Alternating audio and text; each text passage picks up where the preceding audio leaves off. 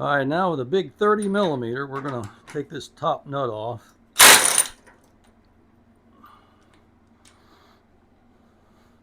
And this should just come right off. And it did. We're going to remove this bracket out of there.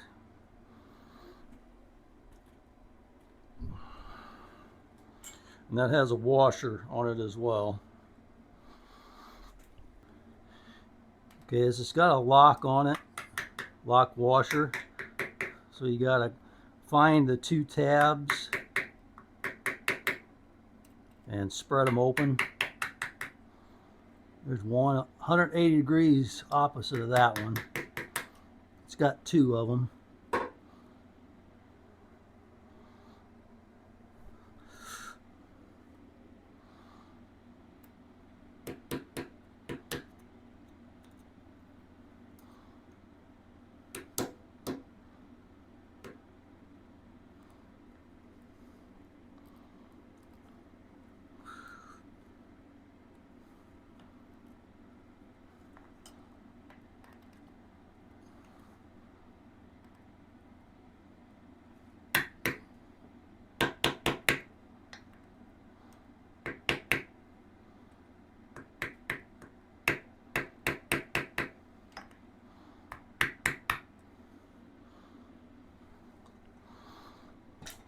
And then once you get those bent over, this should come off by hand.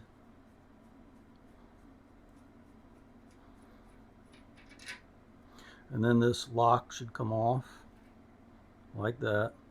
See, these tabs just fold over inside of there to lock that nut so it doesn't come off. And then it's got locking ones that go on this bottom nut as well. Then you could just take you a spanner wrench of some sort, and then we'll loosen this up. That wasn't really tight. It's probably really all that was wrong with it is probably loose, but we'll find out. If it needs bearings, I'm going to order new bearings. If it's just needs cleaned up and put back in, re-greased, I'll do that. Whatever it needs, that's what I'm going to do. Oh yeah, this has got the stock bearings in it, so we're going to change these. I'll show you. Here's the lock nut. Underneath the lock nut is a sealing washer to keep the grease in. Then you got the bearing race, the inner bearing race. And then you got the original bearings that come on the bike. Now they make different bearings, needle style bearings. I guess it's called needle style, roller style bearings, I guess. And those are better than these. So we'll be changing this out. Then you just pull it out from the bottom. Same thing on the bottom. The bearings actually don't look that awful bad, but it may have some play in it, so we'll just go ahead and replace it. Might as well, since we got it this far, huh? I'll clean this up so we can take a look at the race to see if it's bad at all. No, it doesn't really look like it. It doesn't look bad. I'm going to show you down in the hole. Some of them are difficult to get to the race to knock it out. This one looks like it's going to be really easy. So it's just a straight down shot. It's a straight down shot. We could probably just drop a socket down in there, but I'll probably use a punch. It had a little bit of grease in it. It wasn't a lot, but it did have a little bit. Alright, I'm going to go ahead and go on in there and order some bearings for this. And I'll probably pick back up with you. Probably be a couple of days, but you won't notice it because I'm going to continue on in the video. I'll pause it here and then I'll come back whenever I get the bearings. Now we'll go ahead and knock these races out of here. And I'm just going to use a pry bar. I got this from Napa, but you could get these pretty much anywhere. You can adjust these the angle of this. This is a like a lady slipper that's adjustable.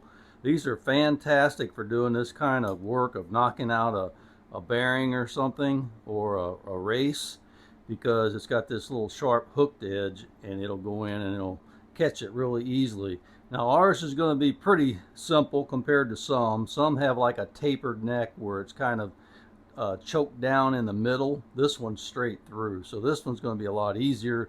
But sometimes you have to go through those tapered sections and then go to one side or the other in order to knock the race out, and this works great for that.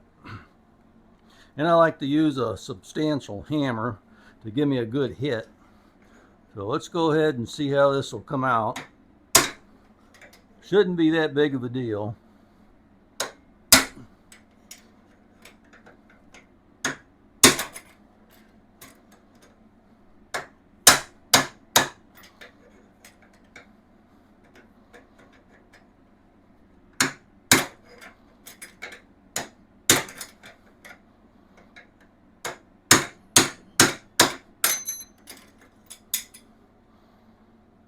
Piece of cake.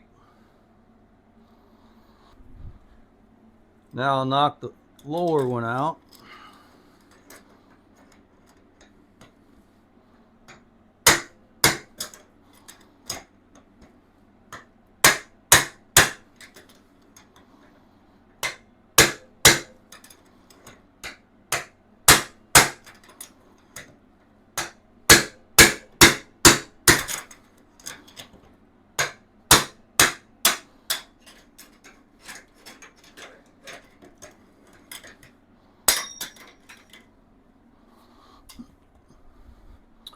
And there's the lower one.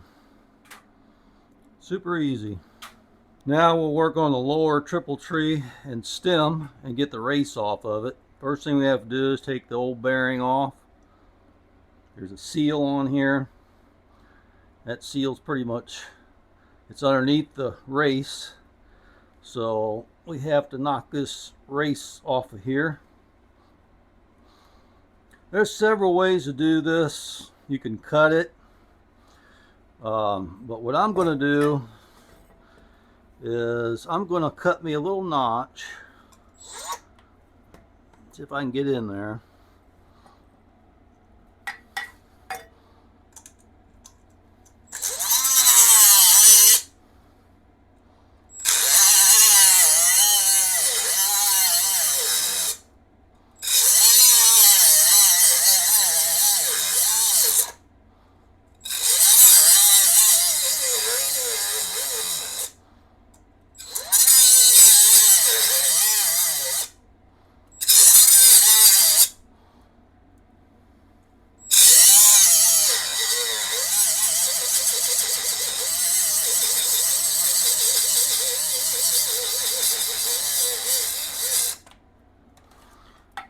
Alright, I just cut me a little notch in the race, and I'm going to take me a air chipper. I'm going to try to get it in that notch.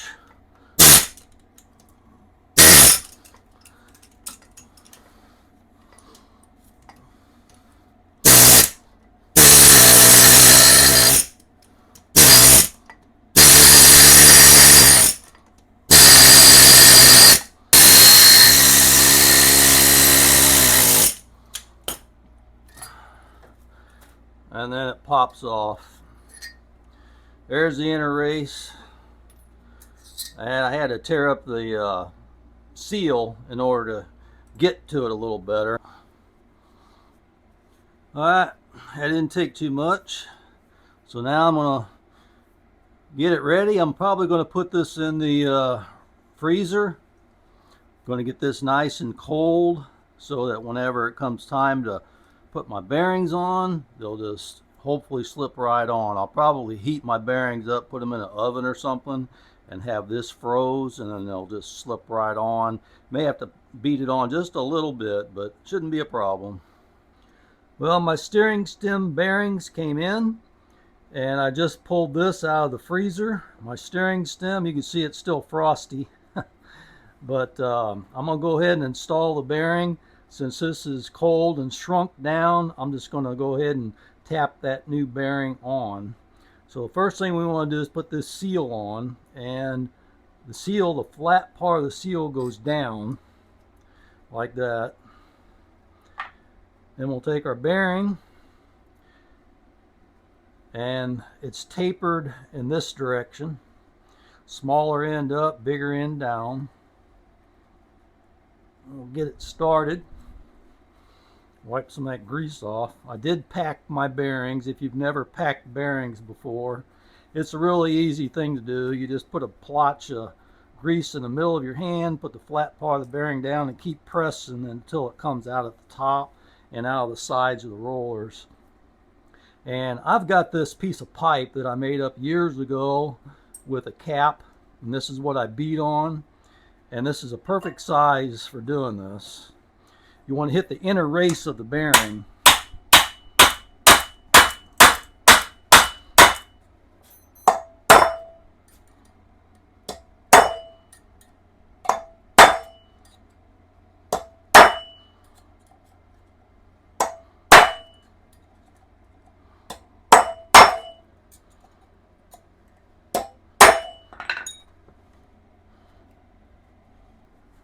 The steering stem was a little bit bigger on this one than what some of the other ones I had was, and it was rubbing on the inside of the pipe. So I just took a pin punch and finished it off and knocked it the rest of the way down.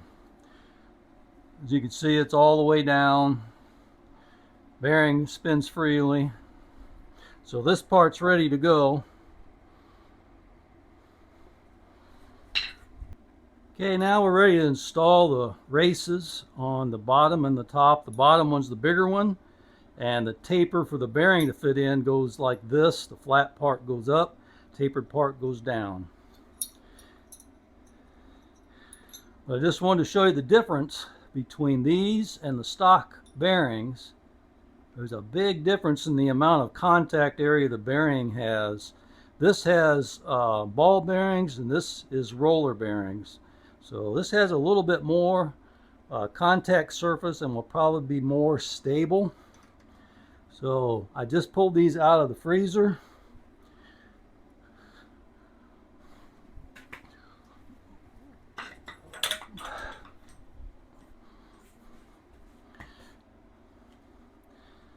And I've got me a seal driver. This is a 59mm seal driver. And I'm just going to get it started where I can get it flush.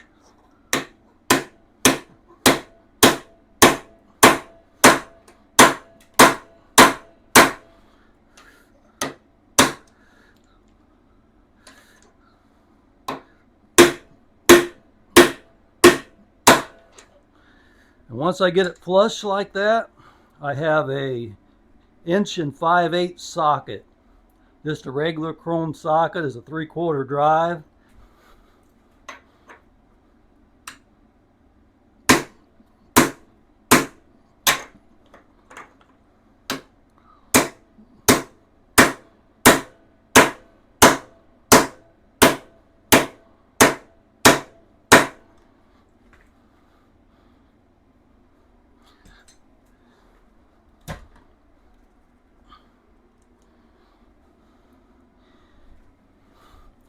And you drive it up in there to where it's all the way up in the opening. And it's hitting. You could tell whenever it stops, you could hear the thud. And it's all the way up in there, and it's even all the way around. Okay, here's the stock race for the top, and this is the replacement. Big difference. Okay, on this one here, we want the bearing surface facing up and the flat part facing down.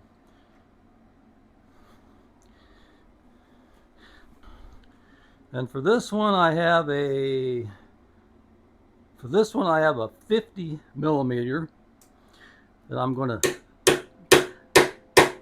tap it in with. Gotta kind of watch it, make sure it goes in straight.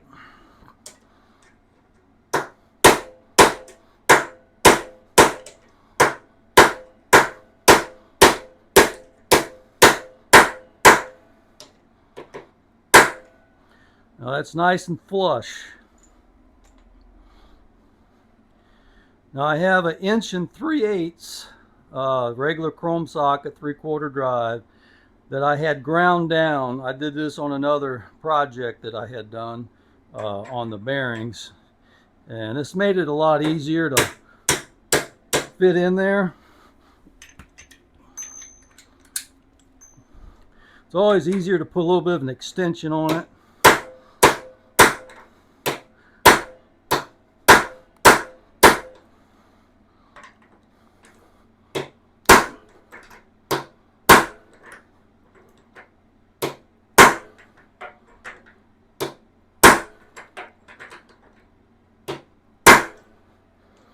And that feels like it's all the way down.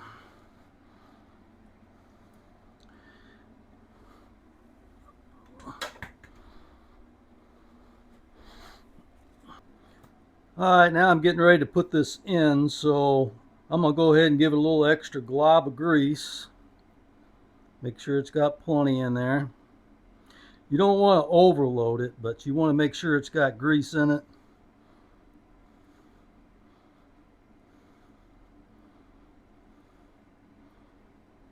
Just going to put a little bit in here, a little bit at the top. I want to put a little bit on the shaft here too. Not that it needs it, but it will keep it from getting rusted.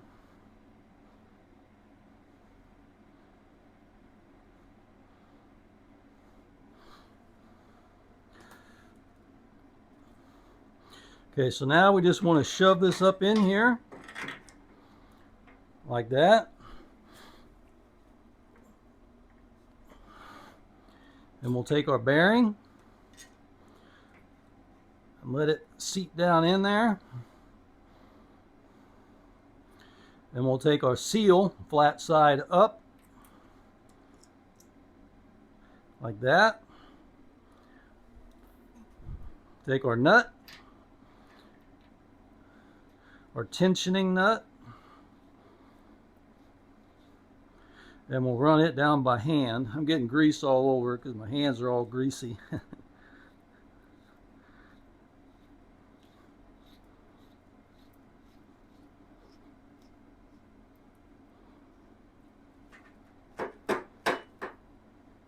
Kind of run it stop to stop.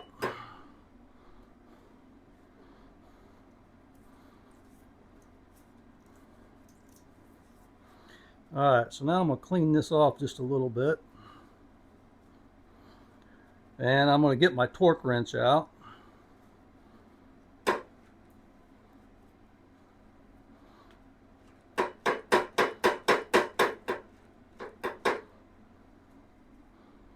Bought me a Haynes repair manual. And according to the manual, I'm supposed to set this at 14 foot-pounds. So there's 10, there's 14. 14 isn't a lot. And if you're wondering how I'm going to torque this, well, you're supposed to have the socket for this from Honda, but you can make your own. This is a terrible example, but if you just lay that ring that I just screwed on there,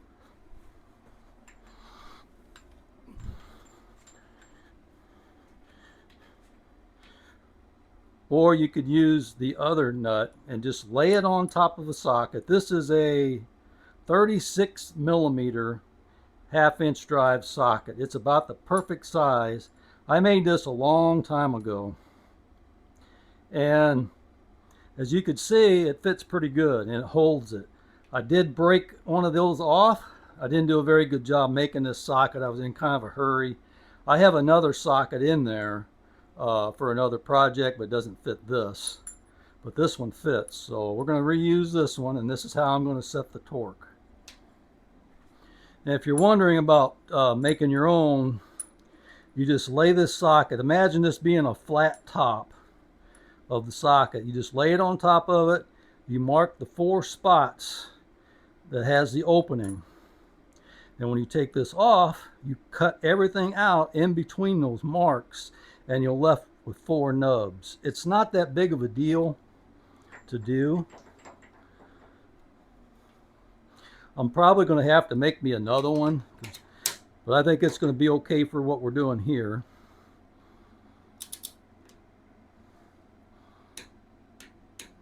There's 14. Now what we're going to do is we're going to run this back and forth. I'm going to leave my wrench set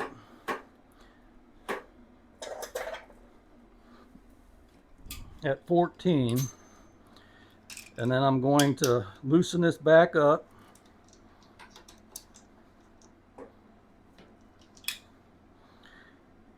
and redo this a couple of times. You want to kind of work that grease in and get that bearing pushed down into position all at the same time. There's 14.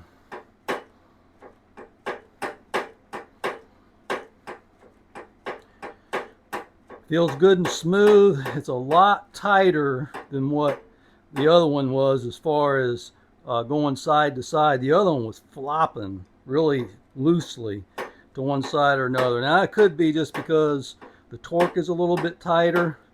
It could be because it's got a little bit of more grease in it.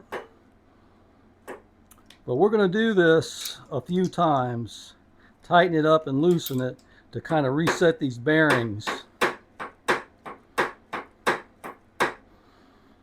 to make sure that we have these set properly.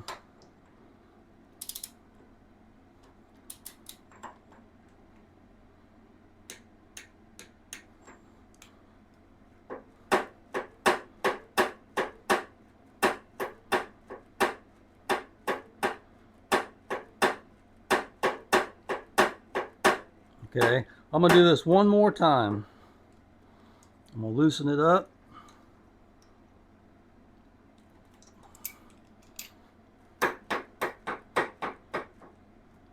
Okay, we're going to reset it again, and then this will be our final time.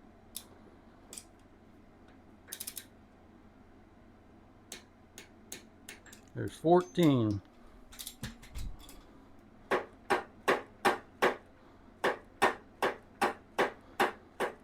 Alright, that's really nice. Feels good. Feels good and tight too.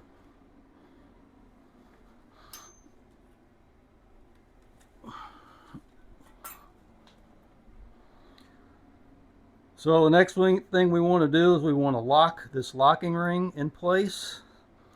And just find a couple of tabs that fits into. Like that. Someplace where it's easy for you to get the little tabs here to bend over. These have to bend up and lock into the other nut. So if you put them to the side like this instead of front and back, you put them to the side, it's a lot easier to get to. And I can tell which way was up on mine. The cleaner spot's going to be up. Not that it really matters. Now on this nut, you don't want this really tight. You can just tighten it by hand. Now see, this nut is still loose by hand. I can still turn it by hand, but it's snug on there and it's going to hold that nut from moving. We don't want it really tight against the other one.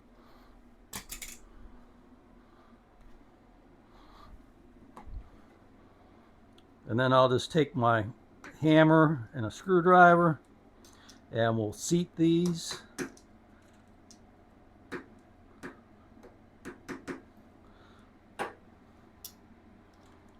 There's only 2 of them. It's no big deal.